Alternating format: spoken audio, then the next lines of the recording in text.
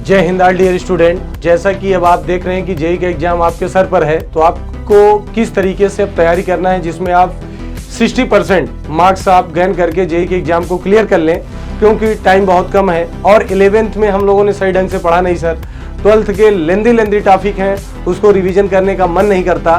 तो इसी प्रॉब्लम का सलूशन मैं लेके आया हूँ कि हमारे ऑल डियर स्टूडेंट को ये प्रॉब्लम हो रही कि मैं करूँ तो क्या करूँ, एग्जाम एकदम सर पे है। तो इसके लिए मैंने आपके लिए कुछ सीक्रेट लेके आया हूं और उस सीक्रेट को आप जानिए और उसी के अकॉर्डिंग अपनी तैयारी करिए और जेईई के एग्जाम को क्रैक करिए। मैथमेटिक्स में कुछ ऐसे चैप्टर्स हैं जिनको आप जो है बहुत शानदार तरीके से करके अच्छे मार्क्स ला सकते हैं, क्योंकि उसमें 50 से 60% क्वेश्चंस हमेशा रिपीटेड होते हैं। जैसे मैट्रिक्स एंड डिटरमिनेंट हो गया, इसके साथ साथ फंक्शन हो गया, फंक्शन के साथ साथ आपका बेसिक कैलकुलस हो गया, 3D हो गया, सीक्वेंस एंड सीरीज हो गया, बाइनोमियल थ्योरम हो गया, पी एंड सी हो गया।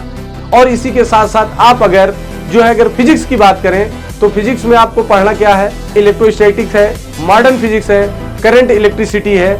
और इन सारे टॉपिक्स को आप पढ़ते हैं जहां से इनके भी 50 से 60% क्वेश्चन रिपीटेड होते हैं। इसी तरीके से अगर आप केमिस्ट्री को ले लेते हैं तो केमिकल बॉन्डिंग है और आपका आईओजी है और थर्मोडायनेमिक्स है, ये थर्मोमैकेनिक्स है। ये सारी चीजें अगर आप पढ़ते हैं तो केमिस्ट्री आपकी भी बहुत अच्छे ढंग से आप इसके भी 50 से 60% क्वेश्चन को कर सकते हैं। अगर लगातार मॉक टेस्ट दे रहे होंगे तो मॉक टेस्ट से आपको ये कंफर्म हो गया होगा कि किस किस टाइप का क्वेश्चन आ रहा है। दूसरी चीज मैंने आपको पहले भी बताया, फिर से कह रहा हूं कि कम से कम जेईई के 3 ईयर